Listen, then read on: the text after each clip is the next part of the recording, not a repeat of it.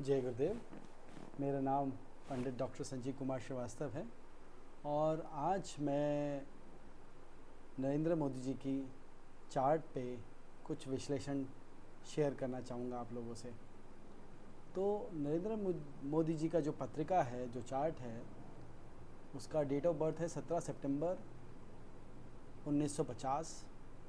Time मुझे लगता है 10:55 के आसपास है, 10:55-11, और 10:55 मैंने रखा है। और महसाना, हाँ, बदनगर महसाना, ये उनका जो है प्लेस ऑफ बर्थ है। तो अगर हम देखिए, human life is based on the time lines of the planet. What ever is the time line, what ever is the energy, the same thing happens in the human life. जैसी timeline होती है वैसा ही आदमी के जीवन में होता है। और 3 तरह की टाइमलाइन होती है: महादशा, अंतरदशा, प्रत्यंतर दशा। महादशा बताती है बड़ी पिक्चर लाइफ की, और अंतर और प्रत्यंतर बताती है अभी क्या हो रहा है। तो मोदी जी की जो राशि है वृश्चिक राशि है और अनुराधा नक्षत्र है, और फर्स्ट हाउस में मंगल भी बैठा है। तो इसलिए उनका शौर्य पराक्रम देखने लायक ही, आप सबको पता है, हिम्मत तो वो हारते नहीं। तो मंगल की महादशा अक्टूबर 2021 से लेकर अक्टूबर 2028 तक चल रही है। उसके अंदर अभी शनि चल रहा है। शनि जो है मार्च 2024 से लेकर मई 2025, और शनि इनका बड़ा पावरफुल है। तो भी आपने देखा होगा जो अभी जो शनि चालू हुआ है उसमें देखिए कितना शौर्य तरीके से पूरे जो है कैंपेन को जो उन्होंने हेड किया है, जो लोकसभा का चुनाव जो हो रहा है। तो मैं कहूँगा कि जिस तरह से उन्होंने काम किया उसमें शनि की बहुत कृपा रही है, और शनि इनका बड़ा पावरफुल है। और जब ये चुनाव के रिज़ल्ट आएंगे तो मंगल, शनि और बुध चल रहा होगा। 25 मई से बुध आ रहा है, और बुध भी इनका बहुत ही अच्छा है। बुध जो है इनका शनि से भी अच्छा है, तो उनको डेफिनेटली बहुत अच्छे रिज़ल्ट देने वाला है, कि बिकॉज बुध जो है 25 मई से लेकर 21 जुलाई तक चलने वाला है, और ये बहुत ही पावरफुल है, बहुत ही अच्छा रिज़ल्ट देगा। हर तरह से गेन की एनर्जी है। देखिए, नाड़ी ज्योतिष में हम सिर्फ प्लैनेट को नहीं देखते कि मंगल फर्स्ट हाउस में बैठा है या मून फर्स्ट हाउस में बैठा है या और सब किस हाउस में बैठे। इसके अलावा हम नक्षत्र को देखते हैं, नक्षत्र लॉर्ड को देखते हैं, और नक्षत्र के डीटी यानी सब लॉर्ड को भी देखते हैं। इन तीनों की एनर्जी जब मिलती है तब जाके हम बोलते हैं कि ये व्यक्ति अपने आने वाले टाइम में कैसा करेगा। तो शनि की जो अंतरदशा है मार्च 2024 से लेकर मई 2025, वो बहुत पावरफुल है, बहुत अच्छी है। और उसके बाद अगर मैं बताऊं, बुध आ रहा है इनका मई 2025 से लेकर अप्रैल 2026, जो कि देश, दुनिया और इनके वर्चस्व को एक अनदर लेवल पे ले जाएगा, बहुत आगे ले जाएगा। तो मई 2025 से भी 1 साल जो कार्यकाल होगा उसमें जो करेंगे वो तो बहुत अच्छा करेंगे ही, गरीबों के उत्थान के लिए, और बहुत सारी नई चीज़ें लाएंगे। उसके अलावा जो 25 से 26 का कार्यकाल होगा ये मोस्ट पावरफुल कार्यकाल होगा। बहुत सारे बड़े डिसीजंस होंगे इसमें, और बहुत सारे बड़े बड़े काम होंगे। देश का नाम एक अलग लेवल पे चला जाएगा, आप ये देखिएगा। मतलब ये जो जर्नी है, आप समझ लीजिए कि 24 से लेकर आप समझ लीजिए जो 28 तक चल रहा है जो पीरियड, स्पेशली मार्च 2028 तक, तो ये तो बहुत ही आगे ले जाने वाला पीरियड है। देश को, दुनिया को अपने नाम, शोहरत, वर्चस्व। देखिए, देश का राजा अगर आगे बढ़ता है तो उसकी प्रजा भी आगे बढ़ती है, वो अपनी प्रजा के कारण ही आगे बढ़ता है। तो मेरा ये मानना है कि मोदी जी का वर्चस्व जो है, और जो उनका प्रभुत्व है, और जो उनकी जो एनर्जी है, वो आने वाले टाइम में डबल, ट्रिपल, चौबल होने वाली है। जैसा कि मैंने एक और वीडियो में बताया आपने कि देखिए, मंगल की महादशा एंड हो रही है अक्टूबर 2028 में, और अक्टूबर 2028 से लेकर अक्टूबर 2046 जो है राहु की महादशा है, और राहु इनका और भी पावरफुल है, मंगल से भी ज़्यादा पावरफुल है। तो ये बहुत ही ऊंचाइयों तक जाएंगे, 28 से 31 और 31 से 33। One of the best time is 31 to 33, I would say. देखिए, ये अगर जब प्रेसिडेंटशिप की तरफ भी जा सकते हैं, मतलब ये आने वाले टाइम में भारत के प्रेसिडेंट बिल्कुल बनेंगे, ऐसा मुझे योग दिखता है। प्राइम मिनिस्टर तो हैं ही, जब तक इनका कार्यकाल है 28-29 तक, 28 तक तो फॉर श्योर, उसके आगे भी बहुत चीज़ें मुझे दिखती हैं। तो इनका जो वर्चस्व कायम होने वाला है आगे, आप समझ लीजिए कि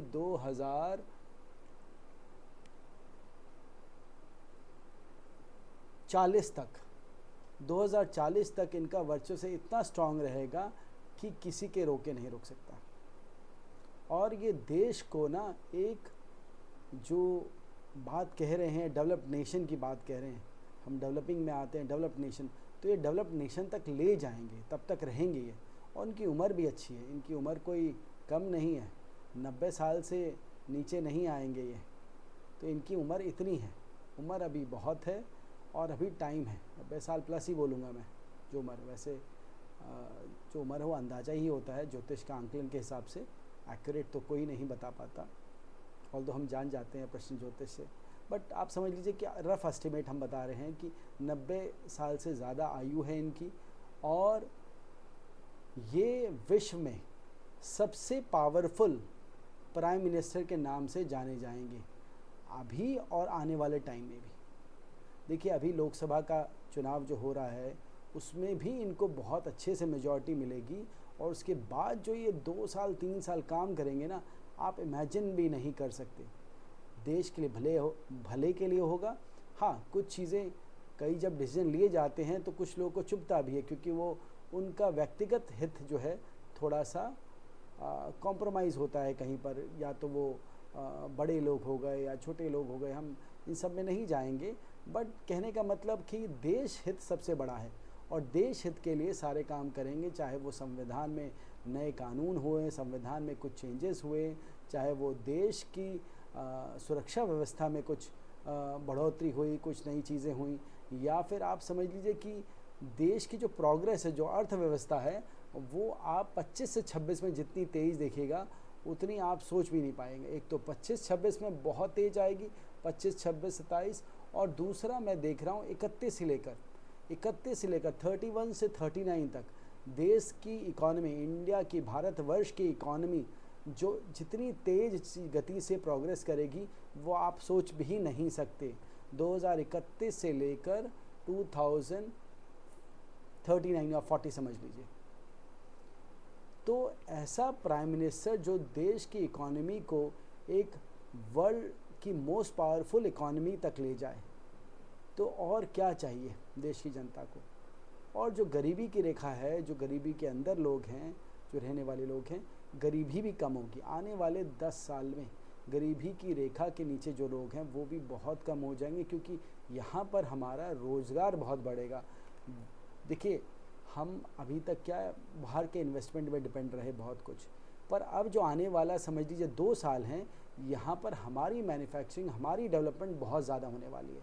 क्योंकि मैं देख रहा हूँ जो बुद्ध आएगा ना 25-26 में, वो बहुत धन और व्यवसाय का बहुत काम होने वाला है इसमें।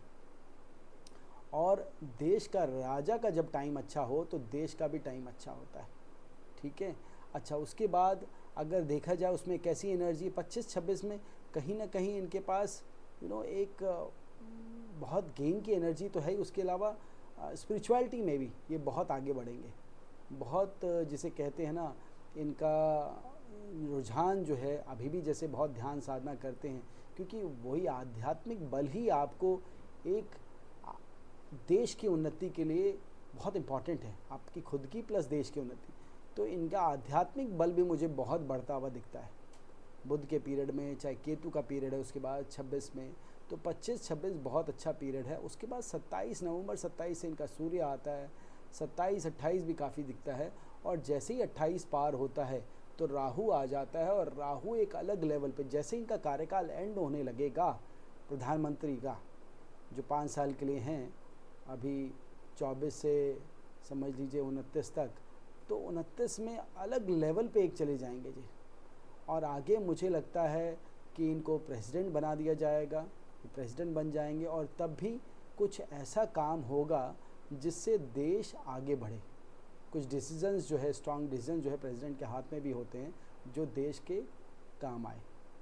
तो देखिए, अगर देखा जाए तो मैं तो कहूँगा कि अभी तो बहुत स्ट्रांग टाइम चल रहा है इनका, इससे पहले भी टाइम ठीक है, 23-24 में कह लीजिए, या जब मंगल आया 21-22 में, 22-23 में राहु आया तो अच्छा रहा, पर अब जो आएगा वो और भी अच्छा आएगा।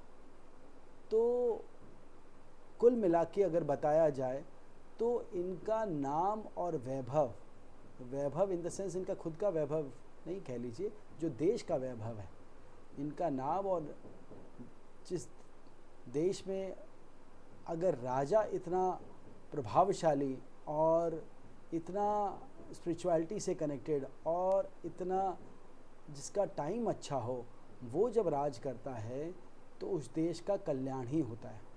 और एक बात बताऊं, धर्म की बहुत 26, 27, 25, 26, 27 ये सब दिखता है कि धर्म बहुत आगे बढ़ेगा, तो सनातन धर्म भी बहुत आगे बढ़ेगा, बहुत आगे जाएगा। देश के युवा को भी जो नौकरी बेरोजगारी की बात है वो भी एड्रेस होगी, सुरक्षा की बात है वो और मजबूत होगी, अर्थव्यवस्था है वो बहुत आगे चली जाएगी। मैंने कहा आगे 5 साल में, अभी हम सेंसेक्स 70 के हज़ार के आसपास है, ये 90,000 तक चला जाएगा। सोचिए 5 से 7 साल के अंदर इतना आगे बढ़ जाएगा, कम बड़ी बात नहीं है, बहुत बड़ी बात है। तो 5-6 साल में, 5 से 7 साल में 90,000 1 लाख हो जाना बहुत बड़ी बात है। तो ये जाएगा, इतना पावर है, इतना पावर है इस देश की अर्थव्यवस्था में जो 90,000 तक चला जाएगा। आप ये समझ लीजिए 90,000 तो 5 साल के अंदर ही, और समझ लीजिए 1-2 साल और करे तो 1,10,000, 1 लाख पहुंच जाएगा। तो आप समझ लीजिए कि बाज़ार से ही, बाज़ार में जो इन्वेस्टमेंट होता है या देश में जो इन्वेस्टमेंट होता है उसी से आंका जाता है देश की प्रगति।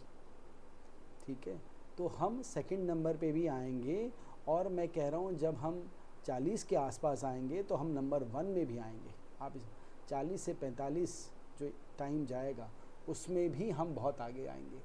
अच्छा, अगर मैंने एक और प्रश्न निकाल के मोदी जी का टाइम मापने की, ये तो बर्थ चार्ट से हुआ जो मुझे समझ में आता है, जो मैंने प्रश्न से देखा तो प्रश्न में भी आप समझ लीजिए कि जो इनका टाइम दिखता है मुझे बहुत ही पावरफुल दिखता है, और ऐसा समझ में आता है कि इनके जैसा प्रधानमंत्री ना कभी हुआ था, ना हुआ है, ना होगा, इतना पावरफुल।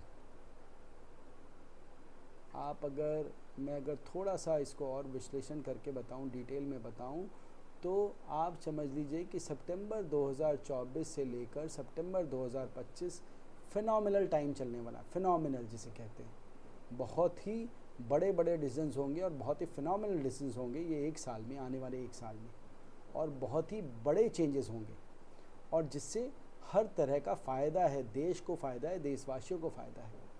और उसके बाद 25 से लेकर, अब मैं कहूँगा 25 से लेकर 41 तक, सब 25, 26, 27, 28, 29, 30 तक तो आप इनको जो देखेंगे ना वो आप देखें। हाँ, कार्यकाल की जहाँ बात कर लोग कर रहे हैं 28 तक करेंगे, नहीं, मुझे लगता है कार्यकाल पूरा करेंगे।